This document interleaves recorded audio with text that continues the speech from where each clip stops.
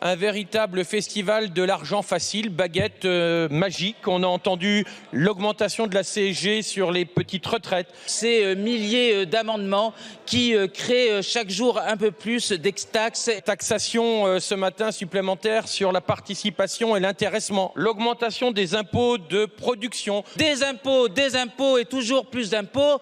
Bref, Karl Marx, sortez de ces corps!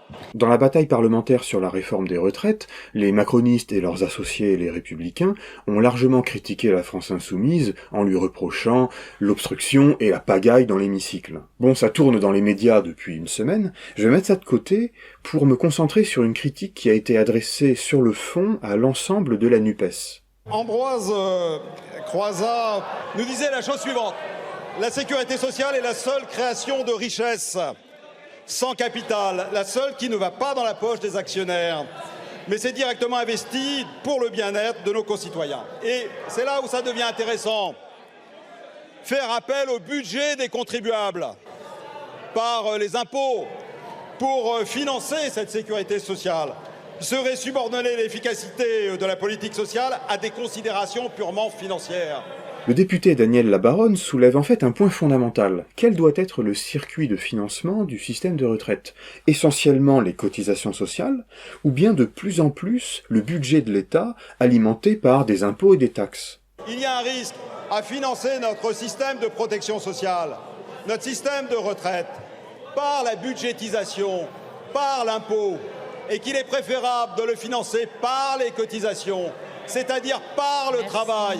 Et c'est tout le sens de la politique que nous avons mise en œuvre. Ça mérite bien de sortir un dossier sur le sujet.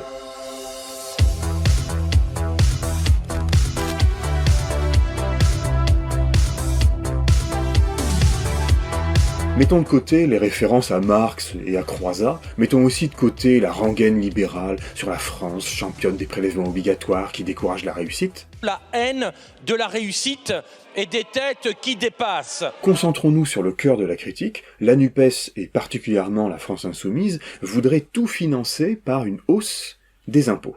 C'est habile parce que ça permet aux orateurs de Renaissance de se placer sur le terrain de l'adversaire en lui reprochant de ne pas même respecter ses propres principes théoriques et idéologiques. La France insoumise est en effet héritière d'un camp politique qui insiste sur la nécessité de financer la sécurité sociale par les cotisations sociales.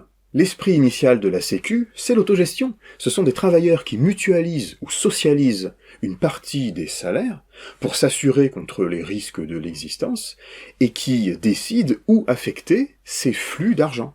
Pour bien comprendre ces enjeux politiques qui se cachent sous les questions techniques de tuyauterie de financement, je peux vous renvoyer à quelques-unes de mes anciennes vidéos.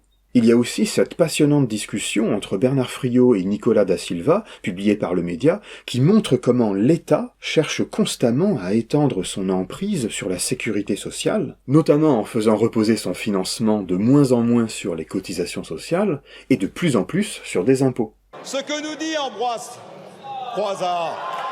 Face au futur déficit du système de retraite, le gouvernement martèle qu'on ne peut pas augmenter les cotisations. Soit parce que ça nuirait au salaire net, et donc au pouvoir d'achat, soit parce que ça nuirait à la compétitivité des entreprises, et donc à l'emploi. Et en disant « notre solution c'est l'allongement de la durée de vie au travail », les macronistes disent à la gauche « les vrais défenseurs du financement des pensions par les cotisations des actifs, et non par l'impôt, c'est nous ». Évoquer Ambroise Croizat. Combattre cette vision des choses, pour la gauche héritière d'Ambroise Croizat, c'est moins multiplier les pistes de financement que d'insister sur la nécessité d'augmenter le taux global moyen de cotisation, qui est actuellement de 30%. Évidemment, ça implique de se battre pour que, lors du partage de la valeur, les cotisations viennent rogner sur les profits plutôt que sur les salaires nets. Et l'argument du coût du travail, oui, bien sûr, mais pour nous, il faut dire clairement, ces points, on demande au patronat de les prendre en charge en baissant les dividendes, en baissant la partie non réinvestie des profits. Henri Sardignac suggérait lui-même dans une tribune une hausse de 5% du taux de cotisation. Projet qui pourrait être soutenu par l'opinion publique qui préfère l'augmentation des cotisations employeurs à celle des cotisations employés, mais qui reste aussi sur l'idée de taxer les riches. Il faut dire qu'en janvier, début février, plusieurs thèmes se sont télescopés dans le débat public, rendant la confusion possible pour celui qui ne suit pas les débats de près. Au beau milieu du débat sur les retraites est sorti par exemple le rapport de l'ONG Oxfam qui montrait comment, pendant la période Covid et la crise en Ukraine, certains secteurs ont enregistré des profits records et comment les fortunes des ultra-riches ont explosé. On est tenté de suggérer de pomper dans ces bénéfices records ou de taxer ces grandes fortunes pour financer les retraites. Selon Oxfam, l'ONG de lutte contre la pauvreté, une taxe de 2% sur la fortune des milliardaires français permettrait à elle seule de résorber ce déficit des retraites. C'est une communication immédiatement efficace parce que ça donne des ordres de grandeur, des éléments de comparaison, mais ça introduit aussi une certaine confusion, à mon avis. Imposer, taxer les grandes fortunes, c'est nous rendre dépendants d'elles, c'est les légitimer. Même Léa Salamé voit la difficulté, MDR. Oui, mais ça changerait le système, puisque vous savez très bien que la réforme des retraites, que notre système par c'est répartition... les entreprises, je ne dis pas taxer les plus riches. Parce que là, on sortirait. Si demain, Bernard Arnault finançait les retraites, on n'est plus dans notre système. Mais il les finance. Enfin, j'espère qu'il paye ses cotisations. Or, nous ne voulons pas légitimer les milliardaires, nous voulons les éliminer.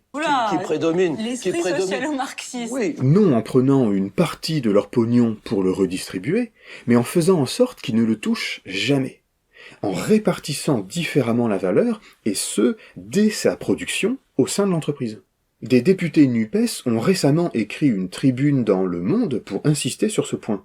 Les salaires, tout pour les salaires, le salaire minimum qu'il faut relever, les autres qu'il faut indexer sur l'inflation, au moins jusqu'à hauteur de 2000 €, revaloriser les grilles salariales par branche, lier ces salaires à une qualification, et surtout ne pas les remplacer par des primes, des bonus aléatoires.